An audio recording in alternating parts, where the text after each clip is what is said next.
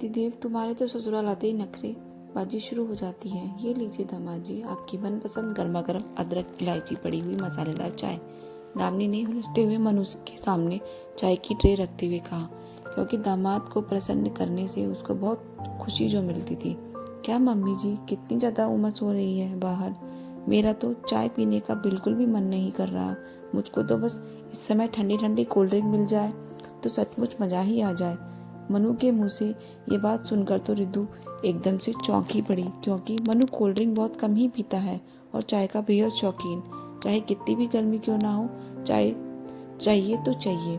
दामाद जी, अभी पूरी तरह गर्मी शुरू नहीं हुई तो अभी फ्रिज में कोल्ड ड्रिंक मंगाकर भी नहीं रखी, लेकिन कोई बात नहीं, अभी पापा झट से लेकर आएंगे। दामिनी थोड़ा बेबसी से बोली। मनु, तुमको तो चाय बहुत पसंद है, ऐसा करो चाय पी लो, अभी थोड़ी देर में कोल्ड ड्रिंक आ जाएगी। रितु मनुहार करते हुए बोली।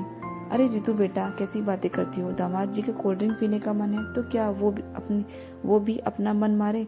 मैं अभी झट से बाजार से जाकर ले आता हूँ, मनीष उठते हुए बोले। अरे नहीं पापा, आप मत जाइए, बाहर धूप बहुत तेज है, मैं जाकर फटाफट ले आती हूँ। बस आप मुझको स्कूटी की चाबी दे दीजिए। रितु पापा का हाथ पकड़कर बोली। रितु बेटा, इस समय स्कूटी खराब हो गई है, मैं पैदल ही जाकर ले आता हूँ। तुम कहाँ धूप में जाओगी, मनीष ने रितु को रोकते हुए बोला।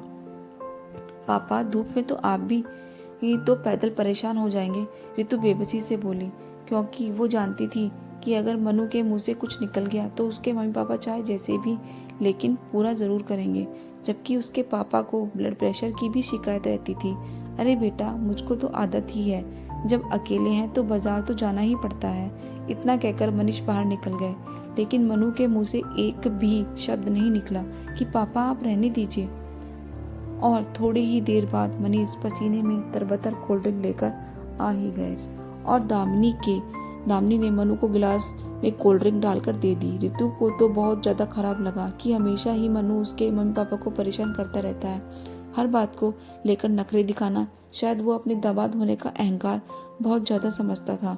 रितु के मम्मी पापा तो मनु का बहुत ज़्यादा सम्मान करते, लेकिन मनु अपनी हरकतों से बाज नहीं आता। रितु जल्दी मायके आ ही नहीं पाती थी, क्योंकि उसकी सास को ज़्यादा पसंद नहीं था उसका मायके में आकर रहना, और इसलिए वो कोई ना कोई अड़ंगा लगाकर रितु को मायके आने से रोक देती थी।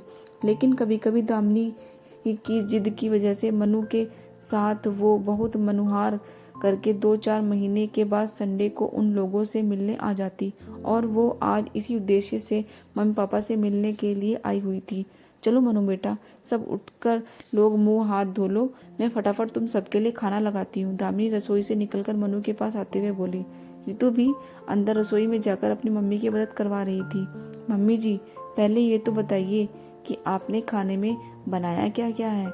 मनु अपने अक खड़ी स्वभाव के कारण बोला, क्योंकि उसे तो हर बात में नखरे तो दिखाने ही दिखाने थे। मनु, बहुत मन से मम्मी ने तुम्हारे मनपसंद कचौड़ी और छोले बनाए हैं। दामिनी से पहले ही रितु मनु की बात सुनकर रसोई से निकलकर जवाब देते हुए बोली। हे भगवान, कचौड़ी छोले, इतनी गर्मी में कचौड़ी छोले कौन खाता है। मम्मी जी, बनाने से पहले एक बार मुझसे पूछ तो लेती, मनु चिढ़ते हुए बोला। मनु, तुमको तो मम्मी के हाथ की कचौड़ी छोले बहुत ज़्यादा पसंद है, फिर क्यों। रितु शब्दों के रोष लाकर बोली, लेकिन आज तो मेरी दाल चावल खाने का मन कर रहा है। खैर, जो बना है वो ही खा लूँगा, मनु ने एक तरह से एहसान जताते हुए कहा। अरे नहीं दामाद जी, अभी मैं फटाफट दाल चावल बना देती हूँ, आखिर देर ही कितनी लगेगी दाल चावल बनाने में। दामिनी ने बात को संभालते हुए कहा। नहीं मम्मी, अब कुछ भी नहीं बनेगा, जो बना है वही खाया जाएगा। रितु को सचमुच अपने पति के व्यवहार पर बहुत ज़्यादा गुस्सा आ रहा था। हमेशा ही जब भी मनु रितु के मायके आता ऐसे ही बातें करता। मनीष और दामिनी की उम्र भी अब ढल ही रही थी। रितु का भाई दीपक नौकरी के कारण सब परिवार बाहर रहता था, इसलिए सारा काम मनीष और दामिनी को ही संभालना पड़ता था। मनु वैसे थी जो अच्छा था, लेकिन उसको ससुराल आते ही पता नहीं कौन सा कीड़ा काट लेता या दामाद बने का अहंकार आ जाता कि वो अपने नखरे शुरू कर देता, जबकि घर पर जो भी जैसा भी होता आराम से खा पी लेता, कभी कुछ नहीं कहता। खैर, दामिनी ने डाइनिंग टेबल पर सारा खाना बहुत अच्छी तरह से परोस दिया और खुद खड़े होकर गर्मा गर्म कचौड़ियाँ तलने लगी। अभी खाना शुरू ही हुआ था कि मनु तुरंत बोला, मम्मी जी, पापड़ नहीं दिखाई पड़ रहे, मुझसे तो पापड़ के बिना खाना खाया ही नहीं जाता। फिर मनु शुरू हो गया, मनु बेटा, इस समय होली के त्योहार की वजह से पापड़ समाप्त हो गए हैं, बस इसलिए नहीं तल पाई। मनु बेटा, बस तुम 2 मिनट रुको, अभी तुम्हारे पापा बाजार से ले आते हैं। फिर मैं दमिज बेबसी से बोली, हाँ हाँ क्यों नहीं, मैं अभी गया और अभी नक्कड़ की दुकान से पापड़ लेकर आया। मनीष दामाद की फरमाइश पूरी करने के लिए झट से उठकर खड़े हो गए। बैठ जाइए पापा, चुपचाप आप जवान नहीं हो जो हर थोड़ी थोड़ी देर बाद बाजार दौड़कर जाओगे। और मनु तुम, अब बस बहुत हो गया तुम्हारा नाटक, लेकिन अब नहीं। तुम जब भी मेरे मायके आते हो तुम्हारी नखरेबाजी शुरू हो जाती है। घर पर तो कभी जल्दी कोल्ड ड्रिंक नहीं पीते, घर पर तो दाल चावल के नाम पर चिढ़ जाते हो, और ऐसा भी नहीं है कि बिना पापड़ के खाना नहीं खाते। अक्सर ही ऐसा होता है कि पापड़ के बिना भी तुम खाना खाते हो। तुमको तो बस ससुराल में नखरे दिखाने का बहाना चाहिए। मैं तो घर पर किसी चीज़ के लिए मुंह नहीं खोलती। मम्मी जी जो कुछ भी खाना पीने के लिए कहती है तो मन ना होते हुए भी चुपचाप खा पी लेती हूँ, लेकिन तुम अपना दामादपना दिखाने से बिल्कुल भी बाज नहीं आते। आगे से मैं अकेली ही मम्मी पापा से मिलने आ जाया करूँगी। कोई ज़रूरत नहीं है तुमको मेरे साथ आने की, क्योंकि मैं यहाँ आकर अपने मम्मी पापा को सुख देने के बजाय दुखी नहीं करना चाहती। पता नहीं किस रोब में रितु इतना सब कुछ बोलती चली गई। अरे रितु बेटा, जरा सी बात पर क्यों इतना परेशान हो रही हो? ये दामाद जी का ससुराल है, उनका जो मन कर रहा है वो खाने पीने दो। दामिनी और मनीष एक साथ बोले, मम्मी पापा एक बात बताइए, ससुराल तो मेरा भी वहाँ पर है, तो मैं भी बहू बनकर नखरेबाजी दिखाऊं तो कैसा लगेगा मनु को? ये कहते कहते रितु का चेहरा एकदम से तमतमा सा गया। मम्मी जी, पापा जी, रूही रितु बिल्कुल सही कह रही है, लेकिन मैंने हमेशा ही पापा को भी मेरे नाना मामा के घर ऐसा ही व्यवहार करते हुए देखा है। शायद ये उन्हीं संस्कारों की देन है, लेकिन आज से मैं प्रतिज्ञा लेता हूँ कि यहाँ पर आकर बिल्कुल वैसे ही रहूँगा जैसा घर पर रहता हूँ।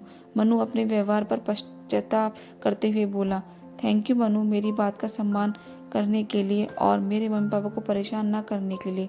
रितु ने बहुत खुश होकर मनु को मम्मी पापा के सामने ही गले लगा लिया, लेकिन अगले ही पल वो झेप भी गई जब उसको एहसास हुआ कि उसके मम्मी पापा सामने बैठे हैं, और वो मुस्कुराकर मनु से अलग हो गई। और थोड़ी ही देर में सब लोग हंसते मुस्कुराते हुए कचौड़ी और छोले का आनंद उठा रहे थे। दोस्तों, क्या लड़कों का ससुराल जाकर इस तरह का व्यवहार करना उचित है? हालांकि समय ने बहुत परिवर्तन कर दिया है। आज लड़के ससुराल में बिल्कुल घर की तरह रहते हैं, लेकिन अभी भी कहीं कहीं इस बात का अपवाद देखने को मिल रहा है। Thank you. Please subscribe my channel. Thanks for watching.